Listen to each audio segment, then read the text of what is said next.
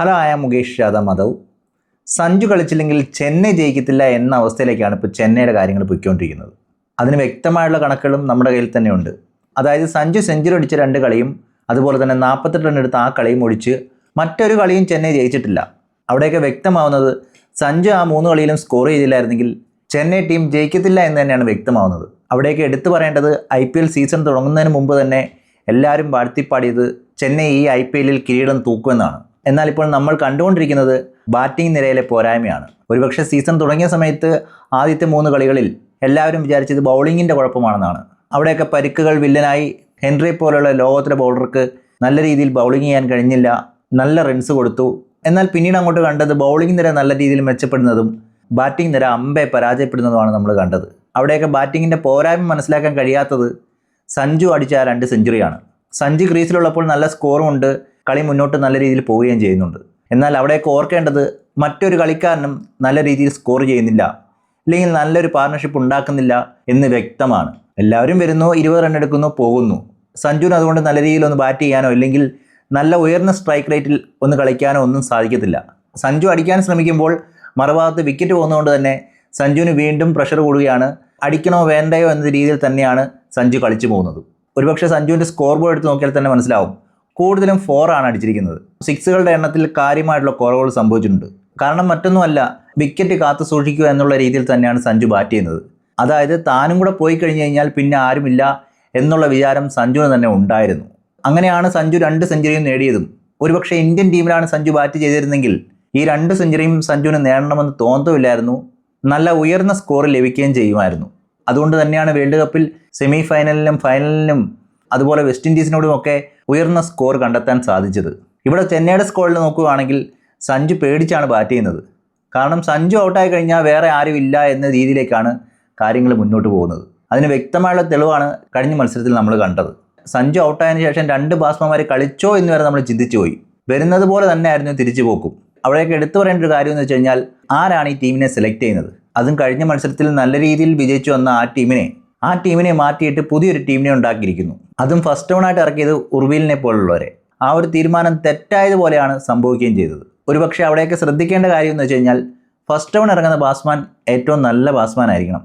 അദ്ദേഹം ഒരു വിക്കറ്റ് പോയി കഴിഞ്ഞാലും പിന്നീട് അങ്ങോട്ട് നല്ല രീതിയിൽ വിക്കറ്റ് മെയിൻറ്റെയിൻ ചെയ്ത് മുന്നോട്ട് കൊണ്ടുപോകുന്ന ബാറ്റ്സ്മാൻ ആയിരിക്കണം. അത് ഏത് ടീമിൻ്റെ ഫസ്റ്റ് ഡൗൺ ബാറ്റ്സ്മാൻ എടുത്ത് നോക്കിയാലും അദ്ദേഹം മികച്ചൊരു ബാറ്റ്സ്മാൻ ആയിരിക്കണം. ഇവിടെ ഉർവീൽ എന്ന് പറയുന്നൊരു വ്യക്തി നല്ലൊരു ഇന്നിങ്സ് കളിച്ചിട്ടുണ്ടോ എന്ന് പോലും അറിയത്തില്ല, അതുപോലെ തന്നെ വിശ്വസ്തനാണെന്ന് തെളിയിച്ചിട്ട് പോലുമില്ല. അങ്ങനെയുള്ളപ്പോൾ ഉർവീലിനെ ഫസ്റ്റ് ഡൗൺ ഇറക്കി സർഫറസ് ഖാനെ ഇമ്പാക്റ്റ് പ്ലെയറായിട്ടും ഇട്ടു. അവിടെയാണ് ചെന്നൈയുടെ ആദ്യത്തെ പോരായ്മ നമുക്ക് മനസ്സിലാവുന്നത്. അതും ഓർക്കേണ്ടത്, മുംബൈ കയറിയ നല്ല രീതിയിൽ പന്തെറിഞ്ഞ മുകേഷ് ചൗധരിക്ക് ഇപ്രാവശ്യം ബോൾ ചെയ്യാനും കഴിഞ്ഞില്ല. അവിടെയൊക്കെ പ്രയോജനപ്പെടുത്താതെ പോയത് ഇമ്പാക്റ്റ് സബ്ബായിരുന്നു. സർഫറസ് ഖാനെ ഇമ്പാക്റ്റ് സബ്ബായിട്ട് ഇറക്കി, റണ്ണും എടുത്തില്ല. സെക്കൻഡ് ഇന്നിങ്സിൽ നല്ലൊരു ബോളറെ ഇമ്പാക്റ്റ് പ്ലെയറായിട്ട് ഇറക്കാനും കഴിഞ്ഞില്ല. ഒരുപക്ഷെ അവിടെയൊക്കെ ഇമ്പാക്റ്റ് സബ്ബിനെ ഇറക്കാതെ കളി മുന്നോട്ട് കൊണ്ടുപോയിരുന്നെങ്കിൽ കുറച്ചുകൂടെ നല്ല സ്കോർ ചെയ്യാൻ കഴിയുമായിരുന്നു എന്നാണ് എനിക്ക് തോന്നുന്നത്. കാരണം ആ ഒരു ഇമ്പാക്റ്റ് പ്ലെയറിനെ വിളിച്ചത് മൂലം ഒരു പ്രയോജനവും ഉണ്ടായില്ല എന്നുള്ളതാണ് എടുത്തു പറയേണ്ടത്. ഒരുപക്ഷെ അവിടെ മറ്റൊരു ബാറ്റ്സ്മാൻ വന്നിരുന്നെങ്കിൽ ചിലപ്പോൾ സർഫറസ് ഖാൻ ബാറ്റ് ചെയ്തതുപോലെ ആയിരിക്കില്ലായിരുന്നു ബാറ്റ് ചെയ്യുന്നത്. അങ്ങനെയെങ്കിൽ കളി മാറി വന്നേനെ എന്ന് കരുതി ചിലരുടെ അഭിപ്രായം എന്ന് പറയുന്നത് 2 വിക്കറ്റ് പെട്ടെന്ന് പോയപ്പോഴാണ് ഇമ്പാക്റ്റ് സബിനെ ഇറക്കേണ്ട ആവശ്യകത വന്നതെന്ന്. പക്ഷേ ഓർക്കണം, അവിടെ ഒരു ബൗളറെയാണ് നഷ്ടമായത്. അതായത് മുകേഷിനെ പോലൊരു ബൗളർ ഉണ്ടായിരുന്നെങ്കിൽ ഓവർട്ടനെ പോലുള്ള ബൗളർക്ക് പവർ പ്ലേയിൽ ഓവർ ചെയ്യേണ്ട ആവശ്യം വരത്തില്ലായിരുന്നു. ആ പവർ പ്ലേ തന്നെ ഏകദേശം 10-17 റൺ അടിച്ചിരുന്നു. നേരെ മറിച്ച് മുംബൈ കയറി കളിച്ചപ്പോൾ ആദ്യത്തെ ഓവറുകൾ ചെയ്തിരുന്നത് മുകേഷായിരുന്നു. അവിടെയൊക്കെ വ്യക്തമായിട്ട് നമുക്ക് മനസ്സിലാവും, ആ ഇമ്പാക്റ്റ് സബിനെ ഇറക്കിയത് വളരെ വലിയൊരു പാളിച്ചയായിരുന്നു എന്ന്. ആ പാളിച്ച തന്നെയാണ് പിന്നെ അങ്ങോട്ട് വരുന്ന ബാറ്റ്സ്മാൻമാർക്കും കണ്ടത്. ആദ്യത്തെ 3 വിക്കറ്റുകൾ പോയി. പിന്നീട് നമ്മൾ ചെന്നൈയുടെ കളി കണ്ടതാണ്.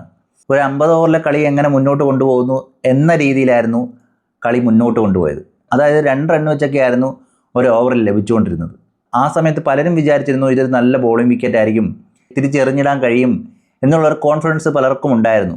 അത് ദുബൈ ഫസ്റ്റ് ഇന്നിങ്സ് കഴിഞ്ഞപ്പോൾ പറയുകയും ചെയ്തിരുന്നു, ഈ 158 റൺ നല്ല റണ്ണാണ്, നമുക്കവരെ അതിനുള്ളിൽ എറിഞ്ഞിടാമെന്നൊക്കെ ദുബൈ തന്നെ പറഞ്ഞിരുന്നു. അവിടെയൊക്കെ ഓർക്കേണ്ടത് ഗുജറാത്തിൻ്റെ ഫസ്റ്റ് ഡൗൺ ബാറ്റ്സ്മാനും അതുപോലെ തന്നെ ഓപ്പണേഴ്സിൻ്റെയും കരുത്താണ്. അവരുടെ സ്ട്രെങ്ത് എന്ന് പറഞ്ഞത് തന്നെ ആദ്യത്തെ 3 ബാറ്റ്സ്മാൻമാരാണ്. അതായത് ഗില്ല്, സായി, പിന്നീട് പറയണ്ടല്ലോ ജോസ് ബട്ട്ലർ.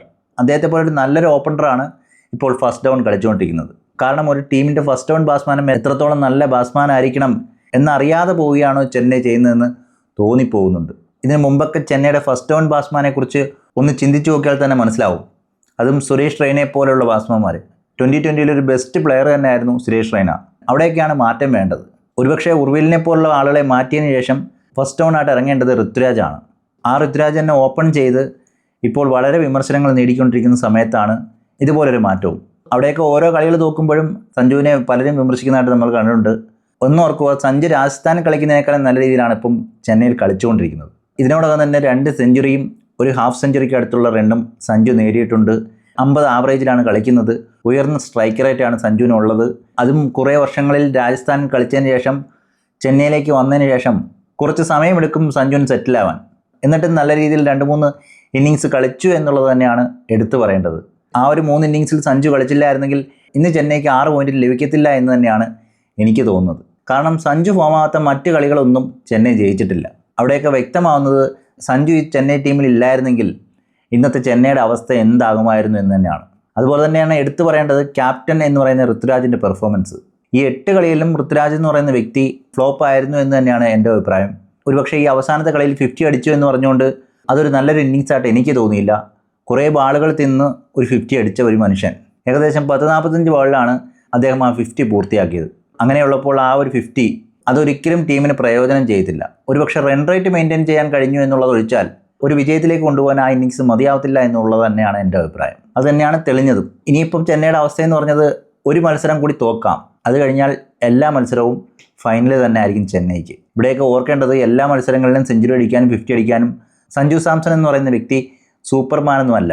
ഒരു മനുഷ്യന് തൻ്റെ നല്ല ഫോമിൽ തന്നെയാണെങ്കിൽ തന്നെ 5 കളിയിൽ 3 കളിയിലായിരിക്കും നല്ല രീതിയിൽ ബാറ്റ് ചെയ്യുന്നത്. അങ്ങനെ നോക്കുകയാണെങ്കിൽ സഞ്ജു ചെന്നൈയിലേക്ക് വന്നത് തന്നെ ഒരു പുതിയ ടീമിൽ വന്നതുപോലെ തന്നെയാണ്. അവിടുത്തെ അന്തരീക്ഷവും പിച്ചും ഒക്കെ ഒന്ന് വഴങ്ങി വരാൻ കുറച്ച് സമയം എടുക്കുക തന്നെ ചെയ്യും. എന്നിട്ട് പോലും ഇതിനോടകം തന്നെ 2 സെഞ്ചുറി തികച്ചു കഴിഞ്ഞു. നല്ല സ്ട്രൈക്ക് റേറ്റിൽ നല്ല ആവറേജിലുമാണ് സഞ്ജു കളിക്കുന്നത്. അത് വെച്ച് നോക്കുകയാണെങ്കിൽ ടീമിലെടുത്ത ബാക്കി ബാറ്റ്സ്മാൻമാർ, അതായത് ചെന്നൈയുടെ ബാറ്റിംഗ് നിര എത്ര റൺ എടുത്തു, 10-14 കോടിക്ക് ടീമിലേക്ക് കൊണ്ടുവന്ന പുതിയ താരങ്ങൾ എത്ര റൺ എടുത്തു, എന്ത് സംഭാവന നൽകി എന്ന് നോക്കിക്കഴിഞ്ഞു കഴിഞ്ഞാൽ അവരെ എന്തിന് ടീമിലെടുത്തു എന്ന് വരെ ചോദിച്ചു പോകും. അവരൊന്നും മോശം കളിക്കാരാണെന്ന് പറയുന്നില്ല, പക്ഷേ അവർക്കൊന്നും ഇതുവരെ കഴിവ് തെളിയിക്കാൻ കഴിഞ്ഞില്ല എന്നുള്ളത് തന്നെയാണ് എടുത്തു പറയേണ്ടത്. യുവതാരങ്ങളായ 2 വ്യക്തികളെ ഓപ്ഷനിൽ കൊണ്ടുവന്നെങ്കിലും അവരൊന്നും ഇതുവരെ നല്ലൊരു പ്രകടനം കാഴ്ചവെച്ചായിട്ട് നമ്മൾ കണ്ടിട്ടില്ല. അതുപോലെ തന്നെ കുറേ പേർക്ക് പരിക്ക് പറ്റി. ഇതെല്ലാം ചെന്നൈയുടെ അവസ്ഥ വളരെ മോശം അവസ്ഥയിലേക്കാണ് ഇപ്പോൾ കൊണ്ടുപോകുന്നത്. അവിടെയൊക്കെ ഏറ്റവും വലിയ പോരായ്മ എന്ന് പറഞ്ഞാൽ സെലക്ഷനിലുള്ള പിഴവുകൾ തന്നെയാണ്. മുംബൈ കയറി നല്ല രീതിയിൽ കളി ജയിച്ചിട്ട് വന്നതിന് ശേഷം ആ ടീമിൽ അഴിച്ചുപണി നടത്തിയത് ശരിയായിട്ടുള്ള ഒരു കാര്യമല്ല എന്ന് തന്നെയാണ് ഇപ്പോൾ തെളിയുന്നത്. ഇതിനു മുമ്പും ചെന്നൈ നടത്തിയിട്ടുണ്ട്. 2 കളി നല്ല രീതിയിൽ ജയിച്ച് മുന്നോട്ട് പോയപ്പോൾ അവിടെയും ടീം അഴിച്ചു പണിഞ്ഞു, അടുത്ത കളി തോക്കുകയും ചെയ്തു. ഇതൊരു ശീലമായിട്ട് മാറിക്കൊണ്ടിരിക്കുകയാണ്. പരീക്ഷണങ്ങളാവാമായിരുന്നു, ആദ്യത്തെ 2-3 കളിയിൽ വേണമെങ്കിൽ പരീക്ഷണങ്ങളാവാമായിരുന്നു. എന്നാൽ സീസണിൻ്റെ പകുതി ആയപ്പോൾ തന്നെ വീണ്ടും പരീക്ഷണങ്ങൾ നടത്തിക്കൊണ്ടിരിക്കുന്നത് ഒരു രീതിയിലും ഒത്തുപോകാൻ കഴിയുന്നതല്ല. അതുതന്നെയാണ് ഇപ്പോൾ ചെന്നൈക്ക് സംഭവിച്ചുകൊണ്ടിരിക്കുന്നത്. ഇവിടെയൊക്കെ വ്യക്തമാവുന്നൊരു കാര്യമെന്ന് വെച്ച് കഴിഞ്ഞാൽ സഞ്ജു നല്ല രീതിയിൽ ബാറ്റ് ചെയ്തില്ല എങ്കിൽ ചെന്നൈ ടീം തോക്കും എന്നുള്ള നിലയിലേക്കാണ് കാര്യങ്ങൾ മുന്നോട്ട് പോകുന്നത്. ഇവിടെയൊക്കെ ഓർക്കേണ്ടത് ഈ ഒരു കാരണം തന്നെ ഏറ്റവും കൂടുതൽ ബാധിക്കുന്നത് സഞ്ജുവിനെ തന്നെയാണ്. സഞ്ജുവിന് ഉയർന്ന സ്ട്രൈക്ക് റേറ്റിൽ റൺ എടുക്കാൻ കഴിയത്തില്ല എന്നുള്ള അവസ്ഥയുണ്ടാവും. അതായത് നല്ല രീതിയിൽ ഫുൾ കോൺഫിഡൻസോടെ ബാറ്റ് ചെയ്യണമെങ്കിൽ തുടർന്ന് വരുന്ന കളിക്കാരിൽ ഒരു വിശ്വാസം വേണം. അതായത് ഇന്ത്യൻ ടീമിൽ കളിച്ചുകൊണ്ടിരിക്കുമ്പോൾ സഞ്ജു എങ്ങനെ കളിച്ചു എന്നുള്ളതാണ്. അവിടെയൊക്കെ സഞ്ജുവിന് അറിയാം വരുന്ന ബാറ്റ്സ്മാൻമാർ ഇല്ലെങ്കിൽ ഇനി വരാനിരിക്കുന്ന ബാറ്റ്സ്മാൻമാർ അത്ര നല്ല കളിക്കാരാണ്. അതുകൊണ്ട് തന്നെ താൻ നല്ല രീതിയിൽ സ്ട്രൈക്ക് റേറ്റ് മെയിൻറ്റെയിൻ ചെയ്യുകയാണ് വേണ്ടത്. ഇനിയിപ്പോൾ തൻ്റെ വിക്കറ്റ് പോയാൽ പോലും വരുന്ന ബാറ്റ്സ്മാൻമാർ നല്ല രീതിയിൽ കളി മുന്നോട്ട് കൊണ്ടുപോകും എന്നുള്ളൊരു വിശ്വാസം സഞ്ജുവിന് ഉണ്ടായിരുന്നു. എന്നാൽ ചെന്നൈ ടീമിൽ കളിക്കുമ്പോൾ ആ വിശ്വാസം ഉള്ളതുപോലെ എനിക്ക് തോന്നുന്നില്ല. അതുകൊണ്ട് തന്നെയാണ് സഞ്ജുവിൻ്റെ സെഞ്ചുറികൾ എടുത്ത് നോക്കുകയാണെങ്കിൽ ഏറ്റവും സ്ട്രൈക്ക് റേറ്റ് കുറഞ്ഞ സെഞ്ചുറികളായിരുന്നു ഈ അടുത്ത കാലത്ത് നമ്മൾ കണ്ടത്. എന്ന് കരുതി അതൊന്നും മോശമായിട്ടുള്ള ഒരു റണ്ണല്ല, നല്ല രീതിയിൽ തന്നെയാണ് ബാറ്റ് ചെയ്തത്. അതും കളി അറിഞ്ഞു തന്നെയാണ് സഞ്ജു കളിച്ചത്. അതുകൊണ്ടാണ് മുംബൈക്കേരെ ജയിക്കാൻ കഴിഞ്ഞത്, ഡൽഹിക്കേരെ ജയിക്കാൻ കഴിഞ്ഞത്. ഇല്ലെങ്കിൽ ആ ഒരു സെഞ്ചുറി അടിച്ചില്ലായിരുന്നെങ്കിൽ ബൗളർമാർക്ക് ഒരു പ്രഷർ കൊടുക്കാൻ അവിടെ കഴിയാതെ പോകുമായിരുന്നു. എന്നാൽ കഴിഞ്ഞ മത്സരത്തിൽ അധികം റണ്ണില്ലാത്തത് കൊണ്ട് തന്നെ സായി സുദർശനും ഗില്ലിനുമൊക്കെ അത്ര നല്ല രീതിയിൽ സ്ട്രൈക്ക് റേറ്റ് മെയിൻറ്റെയിൻ ചെയ്തു പോകേണ്ട ആവശ്യകത വന്നില്ല. എന്നിരുന്നാലും അവർ നല്ല രീതിയിൽ ബാറ്റ് ചെയ്തു. അനാവശ്യമായിട്ടുള്ള തിടുക്കമൊന്നും അവർ കാണിച്ചില്ല. ഗില്ലിൻ്റെ വിക്കറ്റ് പോയതിന് ശേഷം വന്ന ബട്ട്ലർ പോലും നല്ല രീതിയിലാണ് ബാറ്റ് ചെയ്തത്. വിക്കറ്റ് പോകാതെയാണ് അവർ മുന്നോട്ട് പോയത്. അവിടെയൊക്കെ എടുത്തു പറയേണ്ട കാര്യം എന്ന് വെച്ച് കഴിഞ്ഞാൽ ചെന്നൈയുടെ ഫസ്റ്റ് ഡൗണായിട്ട് ഇറങ്ങുന്ന വ്യക്തിയുടെയും ഗുജറാത്തിൻ്റെ ഫസ്റ്റ് ഡൗൺ ഇറങ്ങുന്ന വ്യക്തിയുമായിട്ടുള്ള വലിയ വ്യത്യാസമാണ്. ഒരുപക്ഷെ അവിടെയൊക്കെ ചെന്നൈയുടെ ഫസ്റ്റ് ഡൗണായിട്ട് ഇറങ്ങുന്ന വ്യക്തി നല്ലൊരു ബാറ്റ്സ്മാൻ അല്ലാത്തത് കൊണ്ട് തന്നെ ആയിരിക്കാം പിന്നീട് അങ്ങോട്ടുള്ള കളിക്കാർക്കും സമ്മർദ്ദങ്ങൾ ഏറി വരുന്നത്. അവിടെയൊക്കെ മാറി ചിന്തിക്കേണ്ടത് ഓപ്പണിങ്ങിൽ ഒരു വിക്കറ്റ് പോയാൽ തന്നെ പിന്നീട് അങ്ങോട്ട് തുടർ വിക്കറ്റുകൾ പോകാതിരിക്കാൻ നല്ലൊരു ഫസ്റ്റ് ഡൗൺ ബാറ്റ്സ്മാൻ ഉണ്ടാവേണ്ടത് അത്യാവശ്യമാണ്. ഒന്നുകിൽ മറ്റാരെങ്കിലും ഓപ്പൺ ചെയ്തിട്ട് ഋതുരാജിനെ പോലുള്ള ആളുകൾ ഫസ്റ്റ് ഡൗൺ ചെയ്യുക. അങ്ങനെയെങ്കിൽ കുറച്ചുകൂടെ കാര്യങ്ങൾ നല്ലതാവുമെന്നാണ് തോന്നുന്നത്. അല്ലാത്ത പക്ഷം ഇപ്പോഴത്തെ ബാറ്റിംഗ് ഓർഡർ അത് ശരിയായുള്ള രീതിയിലല്ല പോകുന്നത്. അത് വീണ്ടും മത്സരങ്ങൾ തോക്കാൻ കാരണമാകും.